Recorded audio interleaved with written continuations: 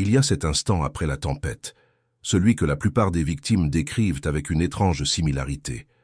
C'est ce moment précis où l'agresseur, enfin, se calme, où la tension, pesante et suffocante, se dissipe comme par miracle, où l'on pourrait presque l'espérer de tout son cœur, croire que tout est redevenu normal. Mais c'est exactement là, dans ce bref interlude de répit, que le piège se referme implacablement. Carl Jung, figure tutélaire de la psychologie, a consacré une grande partie de sa vie à l'étude des schémas du comportement humain. Et il a mis au jour quelque chose de profondément perturbant à propos de ce silence en apparence si paisible. Ce silence, mes chers amis, n'est pas une guérison. Il n'est pas le signe d'un repentir sincère. Ce n'est absolument pas la fin du cycle destructeur. C'est au contraire la phase la plus dangereuse de toutes. Aujourd'hui, je vais vous révéler ce que Jung a identifié comme étant la phase préparatoire du prédateur émotionnel. Vous allez comprendre pourquoi ce moment de calme apparent vous désarme complètement. Vous apprendrez à reconnaître les signes qui indiquent qu'une nouvelle attaque se prépare sournoisement, tapis dans l'ombre. Et surtout, vous découvrirez l'unique manière de vous protéger d'un cycle qui a été conçu pour ne jamais prendre fin. Si jamais, après une explosion émotionnelle particulièrement virulente, vous avez ressenti un soulagement intense. Juste pour vous retrouver, quelques semaines plus tard, complètement désemparé, à vous demander comment tout a pu dégénérer à nouveau. Alors, cette vidéo pourrait bien changer votre vie. Parce que non, vous n'êtes pas fou. Vous n'êtes absolument pas en train d'exagérer. Vous êtes en réalité pris au piège d'un schéma que Jung a décrit il y a plus d'un siècle, et que les manipulateurs, souvent sans même en avoir conscience, ont perfectionné avec une effroyable précision. Commençons sans plus attendre par la partie la plus douloureuse, celle qui vous touche au plus profond de vous-même. Cette sensation de soulagement, ce sentiment d'apaisement que vous ressentez lorsque la tempête finit par s'éloigner. Lorsque le narcissique cesse enfin de hurler, lorsque le manipulateur enfin retrouve son calme, lorsque la personne qui vous détruisait à petit feu se comporte soudainement d'une manière presque amoureuse. Cet instant est littéralement enivrant. Votre corps, qui a été en mode survie pendant des heures, voire des jours entiers, peut enfin se détendre. Votre esprit, épuisé d'anticiper la prochaine attaque, peut enfin lui aussi se reposer.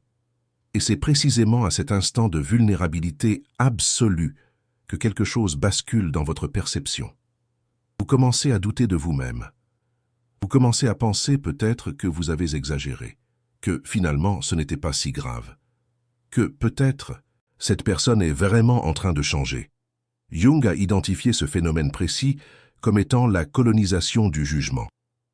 Lorsqu'une personne a été soumise à un stress émotionnel intense, suivi d'un soulagement brutal, sa capacité à évaluer la réalité se retrouve temporairement compromise.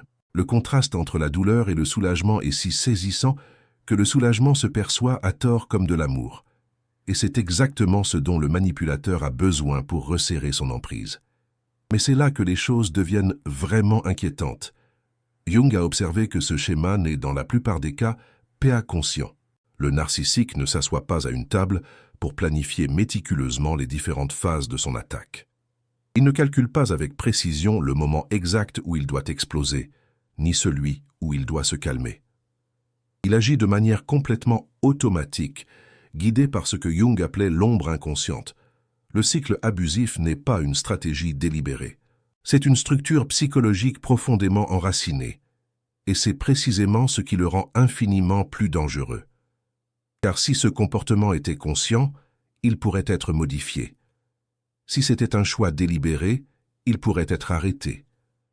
Mais lorsque ce schéma destructeur réside dans les profondeurs de l'inconscient, il se répète éternellement. Et à chaque répétition, il se renforce davantage. La victime se retrouve piégée, non pas par faiblesse, mais parce que ce schéma est conçu pour exploiter exactement le fonctionnement complexe du cerveau humain. Laissez-moi vous expliquer en détail la mécanique de ce piège infernal. Lorsque vous subissez un stress intense, suivi d'un soulagement tout aussi intense, votre cerveau libère un cocktail de substances chimiques qui crée une forme d'addiction. C'est le même mécanisme qui rend les jeux de hasard si addictifs. La douleur intermittente, suivie d'une récompense tout aussi intermittente, crée un lien beaucoup plus fort que le plaisir constant. Jung n'avait pas le vocabulaire neurologique pour expliquer ce phénomène avec une précision scientifique. Mais il l'a observé chez ses patients, encore et encore. Il appelait cela les liens d'ombre. Des relations où le schéma destructeur se ressent comme étant plus réel, plus intense, que n'importe quelle connexion saine. Et voici le premier signe qui indique que vous êtes entré dans la phase préparatoire de la prochaine attaque. Le narcissique commence à réécrire l'histoire. Pendant ces jours de silence et de calme apparent, vous commencerez à remarquer de petits commentaires insidieux qui minimisent ce qui s'est passé. Des phrases anodines en apparence comme « ce n'était pas si grave que ça » ou « tu exagères toujours tout » ou encore « arrête de ressasser le passé ». Ces phrases ne sont absolument pas aléatoires. Elles servent à préparer le terrain pour la suite. Jung appelait cela la restructuration de la mémoire partagée. Le manipulateur a besoin que votre souvenir de l'événement s'estompe avant la prochaine attaque. Car si vous vous souvenez clairement de ce qui s'est passé, vous aurez des défenses solides. Mais si votre mémoire devient floue, si vous commencez à douter de votre propre expérience, vous serez complètement démuni lorsque la prochaine tempête s'abattra sur vous. Le deuxième signe est plus subtil, mais tout aussi révélateur. Pendant la phase de silence, le narcissique commence à accumuler les griefs. Chaque petite chose que vous faites de travers est enregistrée quelque part dans son esprit. Il ne vous le dit pas sur le moment. Il n'explose pas immédiatement. Il se contente de mettre cela de côté méticuleusement. Et vous persuadez que tout va bien parce qu'il n'y a pas de conflit apparent, vous continuez à vivre votre vie normalement, sans vous douter qu'une bombe à retardement est en train d'être construite, pièce par pièce. Jung a identifié ce schéma précis comme étant l'accumulation de combustible pour l'ombre. Le narcissique a besoin de se sentir justifié avant d'exploser à nouveau. Il a besoin d'une narration interne qui lui permette de se dire « Cette personne m'a provoqué, cette personne m'a forcé à agir ainsi ». Et cette narration se construit précisément pendant le silence. Chaque erreur que vous commettez, aussi minime soit-elle, se voit amplifiée, déformée dans l'esprit du manipulateur jusqu'à ce qu'il ait suffisamment de matière pour justifier sa prochaine explosion. Le troisième signe est le plus difficile à détecter, car il se perçoit à tort comme quelque chose de positif. C'est lorsque le narcissique se montre exceptionnellement aimable. Il vous offre des cadeaux. Il vous dit des choses magnifiques. Il agit exactement comme la personne dont vous êtes tombé amoureux au début. C'est ce que les experts modernes appellent le bombardement d'amour, le love bombing. Mais Jung l'avait déjà identifié comme étant la phase de recharge de l'approvisionnement, le refill. Le narcissique a besoin que vous l'aimiez avant de vous détruire à nouveau. Il a besoin de voir dans vos yeux que vous avez baissé votre garde, que vous lui faites confiance, que vous croyez vraiment que les choses ont changé. Ce regard d'espoir qui brille dans vos yeux est l'indicateur ultime que le piège est prêt à être activé. Ce n'est pas de l'amour qu'il vous donne, c'est de la préparation. Il investit en vous pour pouvoir extraire encore plus de souffrance par la suite. Et il est absolument essentiel que vous compreniez une chose fondamentale sur la raison pour laquelle ce schéma fonctionne. Vous n'êtes pas stupide, vous n'êtes pas faible, vous êtes humain. Votre cerveau est programmé pour rechercher des schémas d'amélioration. Lorsque les choses commencent à aller mieux, votre esprit suppose naturellement qu'elles continueront de s'améliorer. C'est un mécanisme de survie ancestrale qui a aidé notre espèce à survivre pendant des millions d'années. Mais entre les mains d'un manipulateur habile, ce mécanisme se transforme en votre plus grande vulnérabilité. Jung a écrit de nombreux ouvrages sur la manière dont nos forces peuvent se transformer en nos faiblesses lorsque nous interagissons avec des personnes dont l'ombre n'est pas intégrée. Votre capacité à pardonner, votre désir ardent de voir le meilleur chez les autres, votre espoir inébranlable que les gens peuvent changer. Toutes ces qualités magnifiques se transforment, bien malgré vous, en outils que le narcissique utilise contre vous. Il y a ce moment après la tempête, celui que la plupart des victimes décrivent de la même manière. Un instant de calme, où l'agresseur se tait enfin, où la tension se dissipe comme par enchantement. Un moment où l'on croirait presque que tout est rentré dans l'ordre. Mais c'est précisément à cet instant précis que le piège se referme. Carl Jung, figure emblématique de la psychologie analytique, a passé des décennies à étudier les méandres du comportement humain. Et il a découvert quelque chose de profondément troublant concernant ce silence apparemment anodin. Ce silence n'est pas une guérison. Ce n'est pas un repentir. Ce n'est absolument pas la fin du cycle. C'est en réalité la phase la plus dangereuse de toutes. Ce n'est pas parce que tu as quelque chose de mauvais en toi, mais parce qu'il a quelque chose de brisé qu'il ne peut pas ou ne veut pas réparer. Le quatrième signe que tu t'approches de la prochaine tempête est un changement subtil dans le ton de sa voix. Ce ne sont pas les mots qui changent, c'est la manière dont ils sont dits. Tu commences à détecter un fil tranchant dans des commentaires qui devraient être neutres. Une tension sous-jacente dans des conversations normales. C'est comme si tu pouvais sentir l'électricité dans l'air. Mais quand tu essayes de le signaler, le ou la narcissique te fait passer pour quelqu'un de paranoïaque. Jung décrivait cela comme l'émergence de l'ombre. Quand la partie obscure d'une personne commence à s'accumuler, elle commence à s'infiltrer à travers les fissures du masque. Le ou la narcissique peut être en train de sourire en te disant quelque chose de parfaitement normal, mais quelque chose dans ton corps sait que le danger approche. Ton intuition, ce que Jung appelait la fonction inconsciente, essaie de t'avertir. La question est, vas-tu l'écouter ou vas-tu l'ignorer comme tu l'as fait les fois précédentes? Le cinquième signe, le plus douloureux à reconnaître, c'est quand tu recommences à marcher sur des œufs, quand tu commences à mesurer chaque mot que tu dis, quand tu commences à anticiper les réactions et à ajuster ton comportement pour éviter les conflits. C'est la preuve ultime que le cycle ne s'est jamais vraiment arrêté. Il a juste changé de phase. De tempête ouverte à préparation silencieuse. Jung a mis en garde contre ce qu'il appelait l'adaptation au prédateur. C'est quand la victime intériorise les règles du jeu sans même s'en rendre compte. Tu commences à croire que ton comportement est le problème, que si tu pouvais être meilleur, plus prudent, plus parfait, alors les tempêtes ne viendraient pas. Mais c'est le mensonge le plus grand du cycle abusif. Les tempêtes viendront quoi que tu fasses, parce qu'elles ne dépendent pas de ton comportement. Elles dépendent des besoins internes du ou de la narcissique. Maintenant que tu comprends les 5 signes, tu dois comprendre quelque chose d'encore plus important. Pourquoi le silence est plus dangereux que la tempête? Quand le ou la narcissique explose, au moins tu sais où tu en es. Au moins tu peux identifier l'attaque comme une attaque. Mais pendant le silence, l'agression devient invisible. Elle s'infiltre dans ton esprit de manière que tu ne peux pas détecter. Pendant le silence, le ou la narcissique fait 3 choses simultanément. Premièrement, il ou elle efface ton souvenir de l'événement précédent. Deuxièmement, il ou elle construit la justification pour le prochain événement. Et troisièmement, il ou elle mesure à quel point tu as baissé ta garde pour savoir exactement quand attaquer à nouveau. Tout cela se produit sans que tu dises un seul mot agressif, sans qu'il y ait un seul conflit visible. Le silence n'est pas la paix. C'est une guerre invisible. Jung a été l'un des premiers à souligner que l'abus le plus dévastateur n'est pas celui que l'on voit.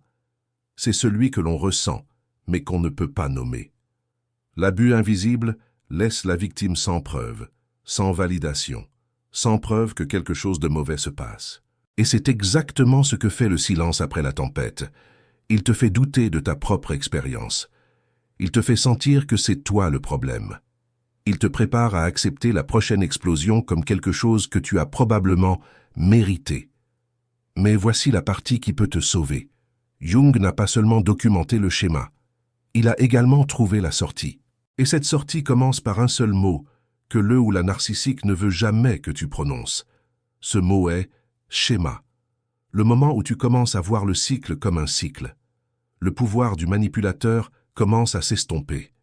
Parce que le cycle abusif dépend du fait que chaque événement soit perçu comme unique, isolé, sans lien avec le précédent.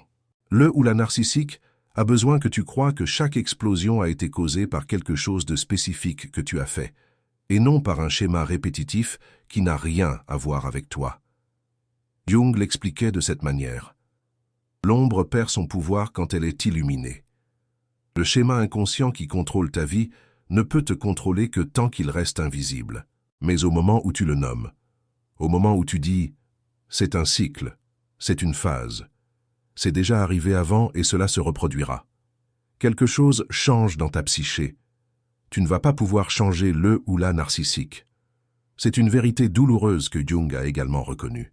Les personnes dont l'ombre est complètement projetée sur les autres ne peuvent pas être sauvées par l'amour, par la patience, par l'espoir. Elles ne peuvent se sauver qu'elles-mêmes, et la plupart ne le feront pas. Mais ce que tu peux faire, c'est te sauver toi-même. Tu peux rompre le sort qui te maintient à croire que le silence est sûr. La technique que Jung développait avec ses patients était ce qu'il appelait l'observation active. Pendant la prochaine phase de silence, au lieu de te détendre et de baisser ta garde, tu vas faire quelque chose de différent. Tu vas observer. Tu ne vas pas confronter le ou la narcissique. Tu ne vas pas signaler ce que tu vois. Tu vas simplement garder les yeux ouverts et tu vas enregistrer mentalement chacun des 5 signes que je viens de te donner. Quand tu remarques qu'il ou elle commence à réécrire l'histoire du dernier événement, tu vas le noter mentalement. Quand tu remarques qu'il ou elle accumule des griefs silencieux, tu vas l'enregistrer. Quand tu remarques le bombardement d'amour excessif, tu vas te rappeler que c'est de la préparation, pas de l'amour. Quand tu détectes ce changement subtil dans le ton de la voix, tu vas faire confiance à ton intuition. Et quand tu commences à marcher sur des œufs, tu vas savoir que la tempête est déjà en chemin.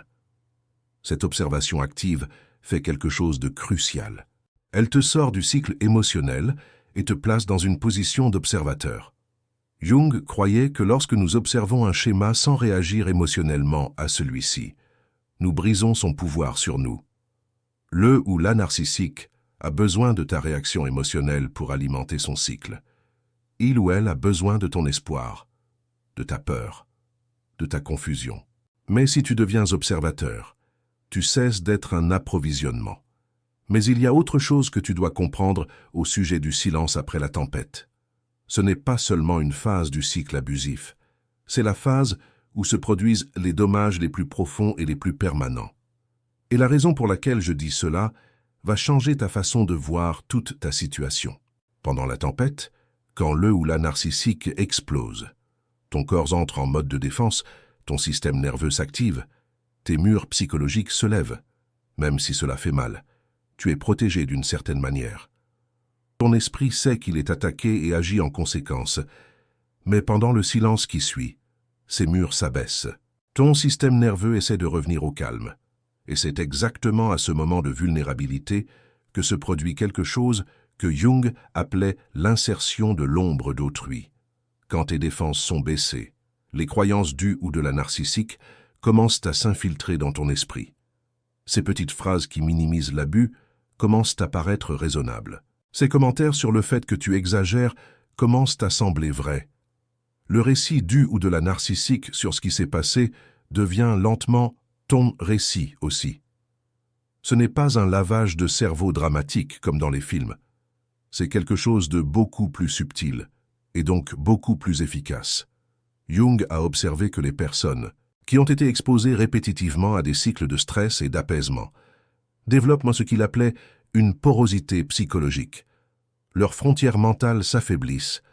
Elles deviennent plus susceptibles d'adopter les perspectives des autres, spécialement celles de ceux qui détiennent un pouvoir émotionnel sur elles. Ce silence après la tempête n'est pas seulement une pause, c'est une fenêtre de reprogrammation, et chaque fois que vous traversez ce cycle, votre sens de la réalité s'érode un peu plus. Maintenant, laissez-moi vous parler d'un schéma que Jung a documenté chez des patients qui avaient vécu dans des relations abusives pendant des années. Il l'appelait l'inversion de la responsabilité. Après plusieurs cycles de tempête et de silence, les victimes finissent par croire sincèrement qu'elles sont le problème. Elles ne le disent pas simplement pour éviter un conflit. Elles le croient de tout leur être. Quand on leur demandait pourquoi elles restaient dans la relation, elles répondaient des choses comme « parce qu'il a besoin de moi » ou « parce que personne d'autre ne le comprendra comme moi » ou « parce que, quand les choses vont bien, elles sont vraiment magnifiques ». Écoutez ces phrases attentivement. Toutes placent la responsabilité émotionnelle sur la victime. Toutes supposent que c'est le travail de la victime de gérer, de comprendre, ou de supporter la personne abusive. Et ce n'est pas un hasard. C'est le résultat d'innombrables cycles de silence, où la narrative du narcissique s'est implantée goutte à goutte, jour après jour, jusqu'à devenir la voix interne de la victime. Si l'une de ces phrases vous semble familière, vous devez écouter ce que je vais dire maintenant. Ce n'est pas votre responsabilité de guérir qui que ce soit. Ce n'est pas votre travail d'être le port sûr de quelqu'un qui vous détruit. Vous n'existez pas pour être le réceptacle de la douleur d'une autre personne. Jung était très clair à ce sujet. Chaque personne est responsable d'intégrer sa propre ombre, et quand quelqu'un refuse de faire ce travail et projette à la place son obscurité sur vous, vous ne l'aidez pas en restant. Vous perpétuez un schéma qui les détruit tous les deux. Maintenant, je veux vous parler de la différence entre le repentir genuin et la mise en scène, qui se produit pendant le silence. Parce que beaucoup de victimes restent, parce qu'elles croient que le narcissique a vraiment changé cette fois. Et cette confusion est complètement compréhensible. Le faux repentir peut être extrêmement convaincant. Jung a identifié 5 caractéristiques du repentir véritable, par opposition au repentir manipulatoire. La première est la spécificité. Quand quelqu'un se repent sincèrement, il peut nommer exactement ce qu'il a mal fait, sans que vous ayez à le lui expliquer. Le faux repentir dit des choses vagues comme « Je suis désolé si je t'ai fait te sentir mal », mettant la responsabilité sur VOS sentiments, plutôt que sur SES actions. La deuxième caractéristique est l'absence d'excuses. Le repentir véritable ne s'accompagne pas d'explications sur la raison pour laquelle la personne a agi de cette manière. Il ne dit pas « Je suis désolé, mais j'étais stressé ». Il reconnaît simplement le dommage, sans essayer de le justifier. Le repentir manipulatoire a toujours un « mais ». Il y a toujours une raison pour laquelle ce n'était pas si grave, ou pas vraiment sa faute. La troisième caractéristique est le changement de comportement sans demande de reconnaissance. Quelqu'un de véritablement repentant change son comportement et ne vous le signale pas constamment. Il ne dit pas « Regarde comme je suis meilleur ». Ne dit pas « Je ne fais plus ça pour toi ». Il change simplement, parce qu'il comprend que c'était la chose à faire. Le narcissique, en revanche, a besoin que vous remarquiez et célébriez chaque petite amélioration, transformant son changement en un autre outil de contrôle. La quatrième caractéristique est l'acceptation des conséquences sans ressentiment. Le repentir genuin comprend que les actions ont des conséquences et que la confiance prend du temps à se reconstruire. Le faux repentir attend un pardon immédiat et en ressent du ressentiment quand il ne le reçoit pas. Le narcissique, pendant le silence, peut s'excuser, mais si vous ne le pardonnez pas immédiatement, cette excuse devient une arme. Je me suis déjà excusé. Que veux-tu de plus? Tu n'es jamais satisfait.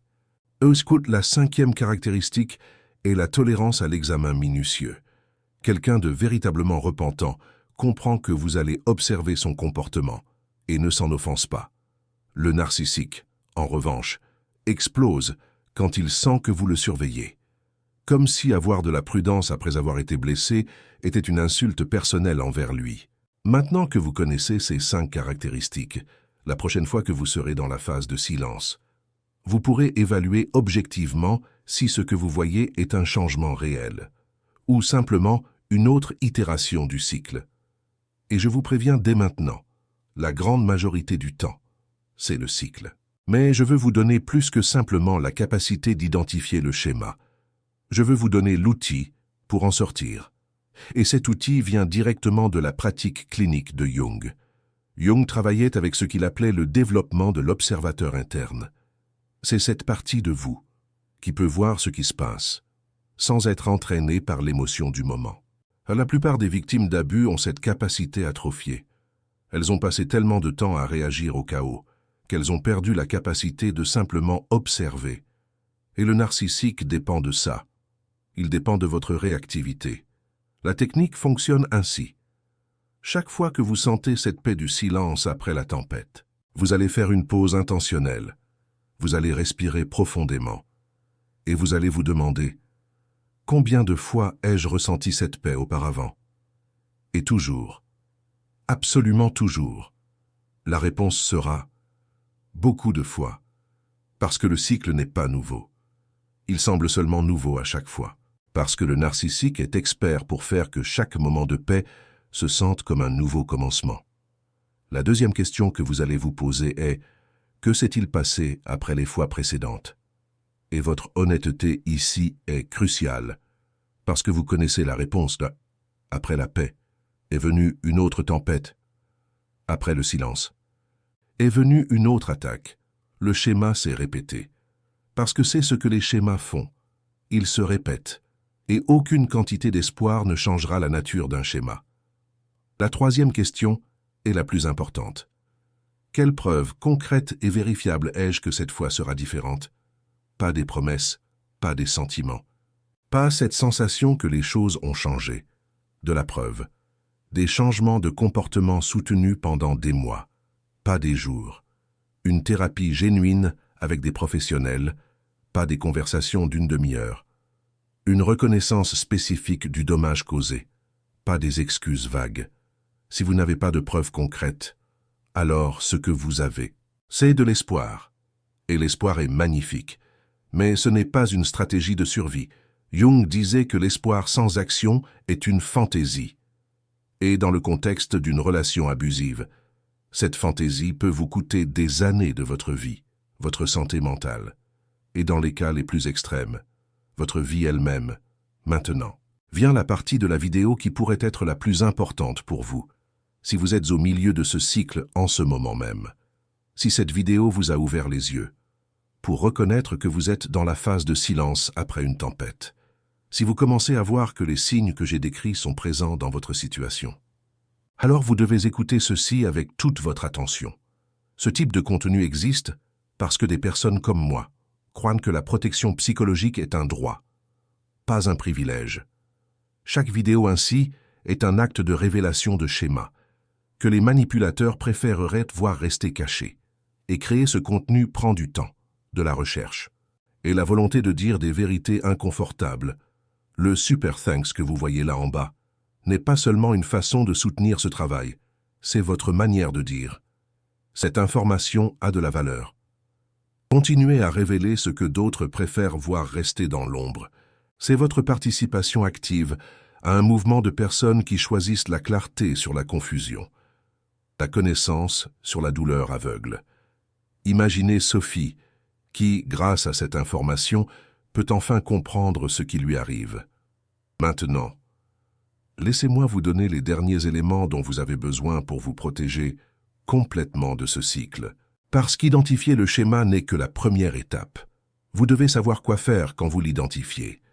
La première chose est de construire ce que Carl Jung appelait des témoins externes de la réalité.